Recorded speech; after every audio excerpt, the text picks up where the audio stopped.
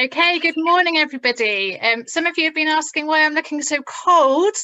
We're in our garage this morning, not because there's anything wrong with our house, but we're going to be using some paint in a little while, and I didn't want to use that in the garage, in the house. And the sun and the light just wasn't right on the patio, and Crawford would have told us off. So we're in the garage. The lighting is okay, so hopefully you can see what we're going to be doing. So. You don't need your sheet and stuff just yet, so just listen up to begin with. So where did we leave Moses last week? He's still in Egypt, isn't he? He's trying to convince a very stubborn Pharaoh to let the Israelites go so that they can be freed from their slavery. And God has been demonstrating how powerful he is by sending some pretty nasty plagues.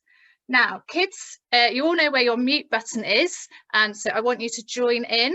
I want you to shout out any of the plagues that you can remember that plagued the Egyptians that we've been talking about so far. So there's been 9 so far, so let's see how many we can get. Anybody going to go first? I've got some visual aids here to prompt you, help you remember. Frogs, yeah. Flies, yeah. Darkness. What was that? Darkness. Darkness, yes. Boils, yeah. Itchy, scratchy boils. Blood. Blood, yes. Blood, yeah. The river turned to blood, didn't it? Locusts, yeah. What about this one? Hail. Do you know what? We went out yesterday and we got caught in a big hail shower, but the hailstones were probably only about that big. I reckon the hailstones would have been like that big because they knock trees down. I think that's probably all of them. Anyone say gnats? Gnats. Gnats, yep. Good. Everyone, well done. Brilliant. So everyone around Pharaoh had realised that this was God. But Pharaoh's heart, remember, was like a big stone. God had given Pharaoh lots of opportunities to do the right thing, but his heart was hard and he still refused.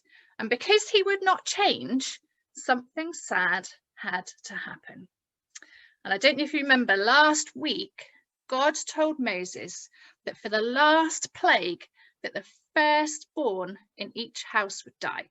So that's the oldest person in your house born, the first person born to your mum would be the first one to die. But God had a special plan for his people, and he gave them some special instructions to keep their firstborn safe when this plague was going to happen.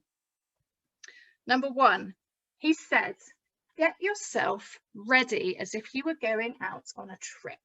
Now, I wonder what you might put on when you're going out. Maybe some shoes and a coat. They had to put their sandals on. They didn't really have shoes then, so they had to put their sandals on. They had to have their coat on.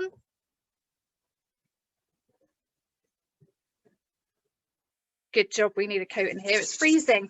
And they had to have their staff in their hands. They didn't have cars in those days and they were going to be going on a long journey, so a walking stick would have been very useful. Number 2, they had to go out and they had to choose a perfect boy lamb. Now look at this one, isn't he cute? They had to go and choose a perfect boy lamb with nothing wrong with it that they would eat that night. Number 3, they then had to use a plant to wipe some of the blood from that lamb on the sides and the tops of their door frames. So I don't know if you can see our special door here. They would have had wooden doors and frames around the edges, and they would have used the blood from that lamb to paint around the door frames. So you've got your picture here of the door. if you haven't got this, you can colour in the edges there in red.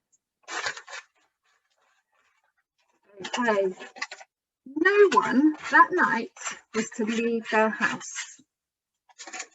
So they had their blood around the door frames and no one was to leave the house then.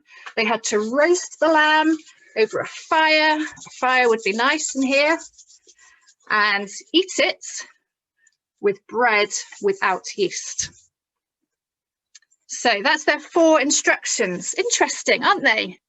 Now, it would have been really hard as a farmer. You can talk to Martin Parsons about this, or another farmer that you might know.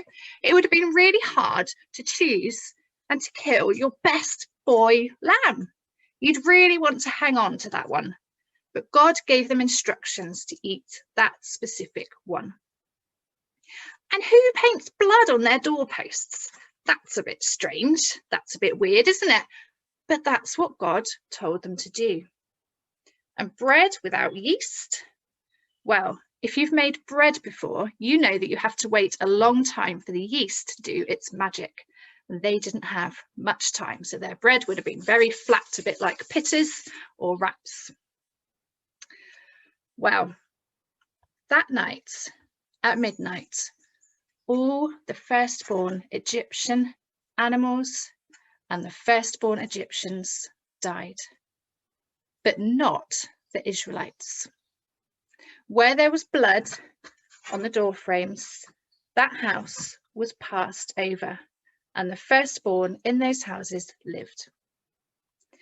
The king, Pharaoh, was distraught as his son had died, and he had had enough. He realized now that God was in charge, and he called Moses and Aaron and said, "Go, all of you and your animals." So now the Israelites were finally freed from slavery, and they left straight away out of Egypt. But the story doesn't end there, and there's lots more challenges and excitement for Moses and God's people, which we'll continue with next week. But first, this event was called the Passover because God passed over the houses of his people where they were killed, and they had eaten the lamb. So we're going to have some pictures here to try and understand this a little bit better. So God passed over the houses where they'd killed the lamb and painted the blood on the door frames. And God instructed his people to celebrate the Passover every year to remember that they had been rescued, freed from slavery. Now, kids, you need to get ready to hit your mute buttons again, because in Livewires last week, we learnt that someone sat down with his friends to have the Passover meal. Can anyone remember who that was? Jesus. Well done. Was that Reese?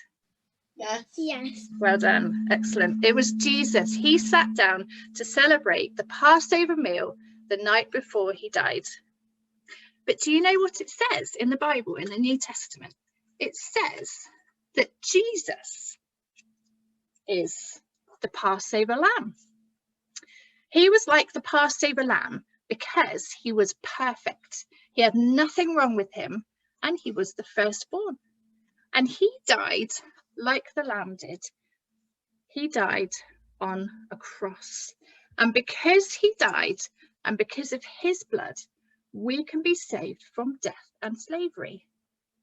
And if we say sorry to God for our sin, for ignoring God and doing our own thing, then when he looks at us, he doesn't see all the bad stuff. He sees Jesus. And that means that we can be part of God's family and be with God forever. So isn't that amazing how a story from a very, very long time ago in the Old Testament links to Jesus? It's really, really exciting. And in a minute, we're going to sing a song. We're going to sing Mighty, Mighty Saviour with the help of some puppets today, because we can give thanks to God that he died and rose again so that we can be part of God's family.